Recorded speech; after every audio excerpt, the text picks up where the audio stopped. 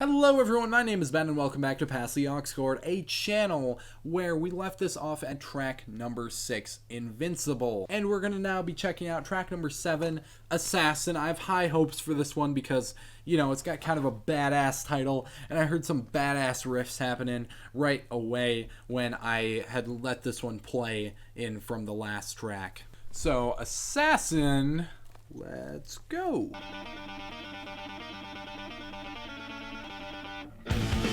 Okay.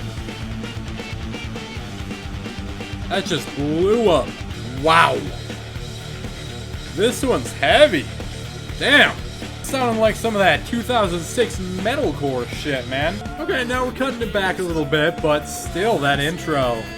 Oh, this is a lot of lyricism like the first track. Really fits a lot better. I'm very much so more fond of that.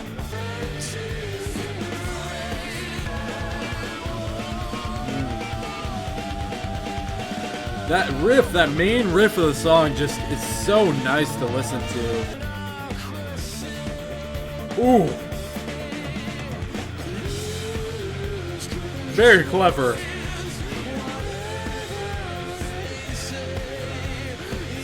He even did the go thing. It's just a metalcore song now. Whew. Wow, that one was fast-paced. Yeah, killer track. That was... Again, kind of unexpected. It keeps throwing me some curveballs, and I like that because I feel like just this very space-centric sci-fi otherworldly sound could get like kind of tiring after a little bit. And of course it still has some elements of that scattered through here and there, but for the most part it really just took a hard rocking sound and just ran with it. And it worked very well for this opposition to any kind of world leader mentality that this one went for. I mean, lyrically speaking, it's pretty much the same thing as Take a Bow, but this one seems almost more like brutal, both in its just sound, and it's just very unapologetic in its same attitude, but it's more amped up than it was on Take a Bow, I would almost bargain to say. Yeah, there's not much more to say about it. I mean, the song pretty much tells you everything you need to know about it. Some very cool mixing on there, though. I will give it that again. Exopolitics is the name of the next song. You know, anytime the drumming is actually noticeable, it is really nice. Very crisp in the mix. Digging that bass line. That's working really well.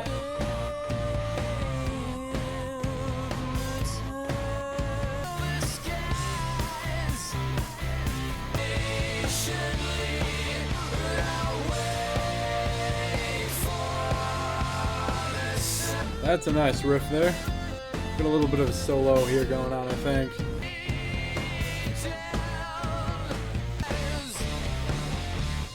Damn. This is making a hell of a statement. The sound is really back in the statement.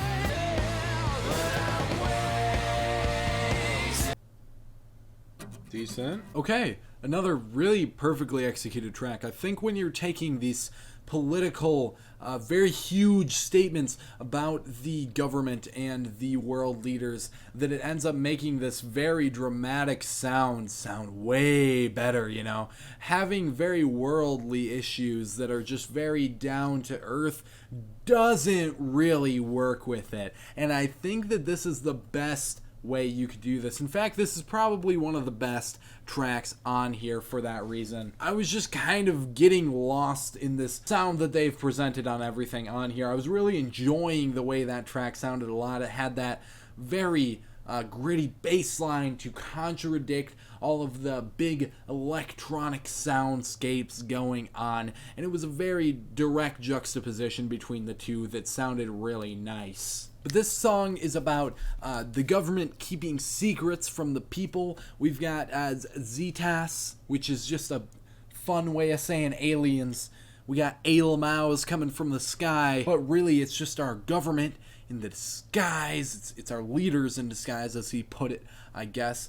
You know, it all just plays into what the government is hiding from its civilians, what the leaders know that the people do not, what those in power, just in general, know that is being hid for generations and generations from the people. And you know, we see it time and time again, not to get all tinfoil hat with you, but this shit definitely happens. You know, really there's a lot that stays hidden, and this is just a track shining light on that fact, I guess. I mean, at one point you kind of wonder what the point of it exactly is, because it's not like you're going to expose some big government secrets just by making a song about it, but at the same time it's a very interesting topic to just kind of discuss, think about, just in general. It really works for what exactly they're going for on this record. Another thing I wanted to just put out there though is, wow, are the themes of this album inconsistent. For a minute there, it was kind of reminding me of that Spoon record that I covered. There was like a political track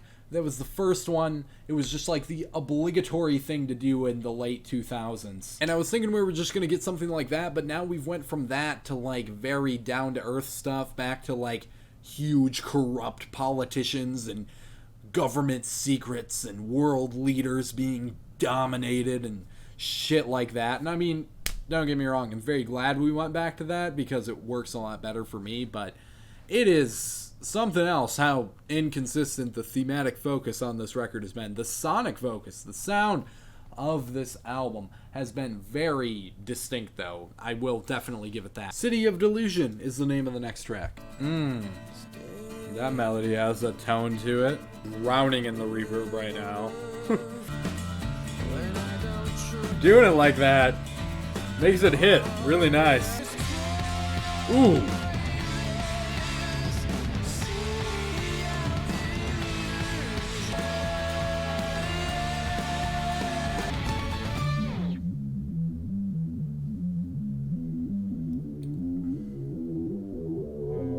That sounded so neat. Wow. This shit's crazy, man.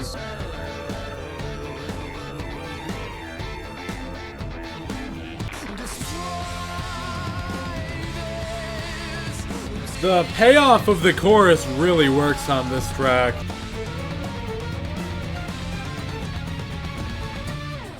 Back to that guitar melody in the background there. Now we've got some horns? This sounds really neat, man.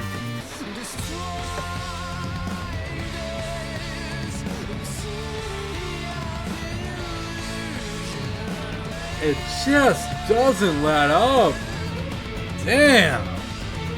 Yeah, most of the same things to say about that song as a lot of the ones that I've already talked about before. It's staying pretty consistent with the theme now. It's just that we dipped into some other things before that. I'm not really sure why any of it was there, to be honest, because, you know, I mean, hey, we're getting some good things happening. But yeah, that track did a lot. You'd have a lot of build up to the chorus on there, and with the way that it sounded, you know, it really needed to be quite a dramatic payoff to really make that seem like anything relevant to it, I guess. You know, sometimes you just have this climactic hook in a song and it didn't have any build up to it, and that's when it starts to feel really ungratifying to listen to. So I'm glad we didn't have that issue. But either way, definitely on some conspiracy theorist type shit on here. He has his tinfoil hat on hard. And you know, that kind of seems like I'm mocking it a little bit, but as I said before, at the same time, I kind of get it. Because there's a lot of shit that happens behind the scene that the average person does not know about. I don't really know what relevancy it was holding, if there was a certain reason they did it the way that it did, but the guitar going on in there, the acoustic guitar that is, that it let in and let out with, that was really neat. That was a nice touch for sure. Hoodoo is the name of the next song, which I don't think's a word. Okay, it is a African American spirituality created by enslaved African Americans in the New World. It is a culture and inheritance with a distinct lineage in North America. I was wrong, it's not something made up. I'm just stupid. Small brain problems. Yeah, that being said, I had a sneaking suspicion that it wasn't, but, you know, I'll just probably say that to sound more smart anyways. Don't trust anything. Anyways, Hoodoo. Kind of come back in with the acoustic sounds in a similar way to the last track. Very raw in comparison.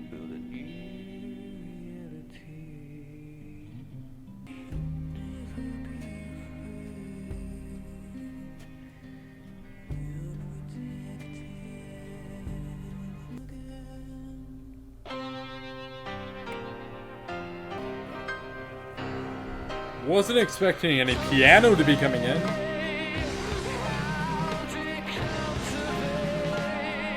God damn! It's doing it to me again!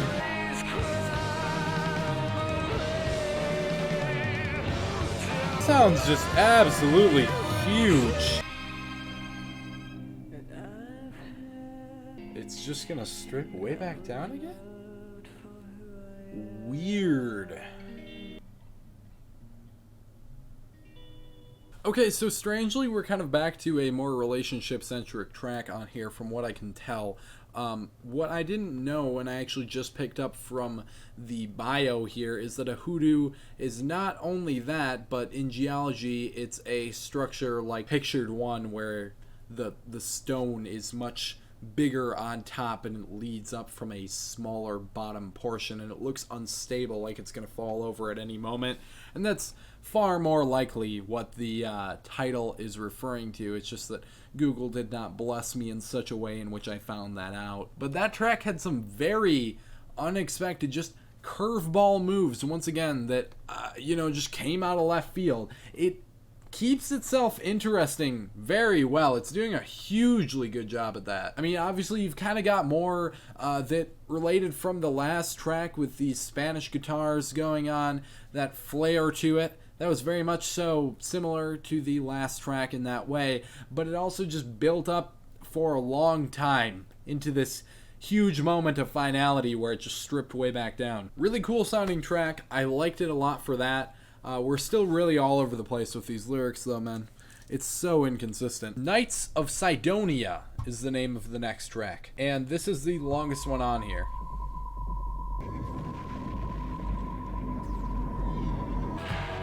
We got kind of a Western flair on the guitars this time around, so it's sort of similar, but still very different.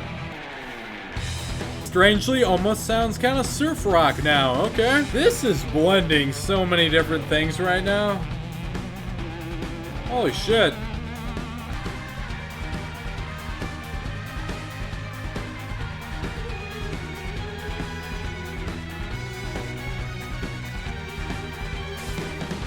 Vocals came in a very nice way here. Really like where the lyricism is going with this track. It's more dramatic and adds a little bit more every time. It's kind of magical in that way. Wow.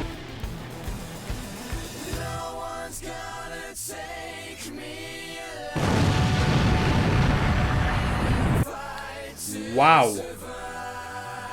These vocals right now.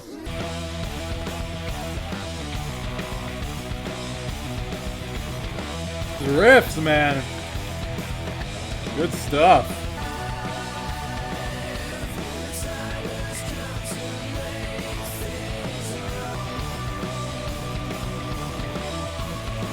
This has so much going on in it right now, man. It's kind of overstimulating, to be honest. So much. Nice. Okay. Wow.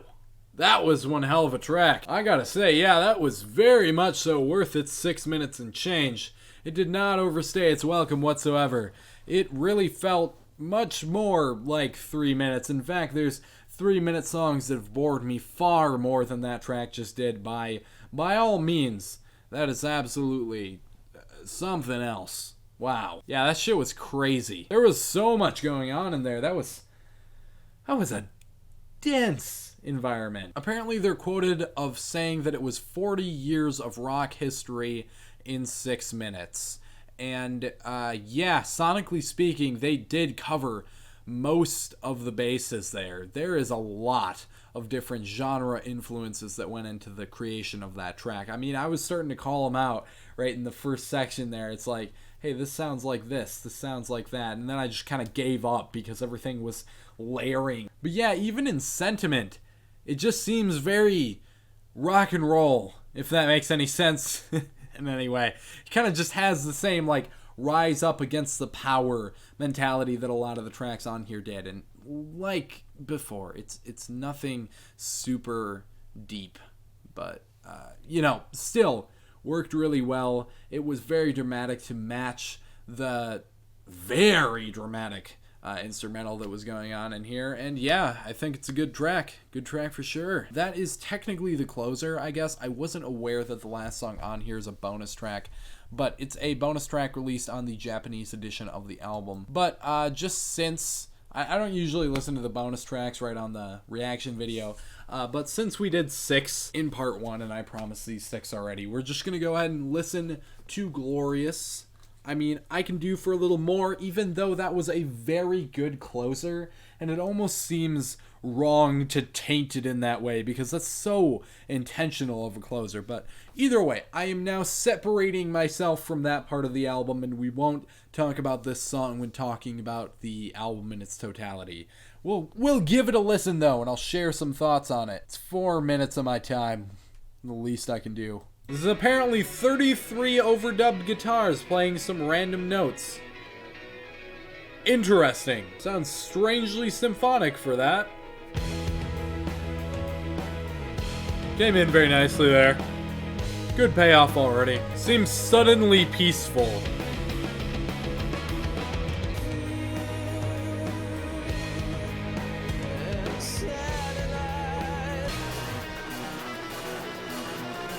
That came in a nice way. Alright. Very nice. Vocals on this section too. Wow. That line's kind of cheesy. It's what it is.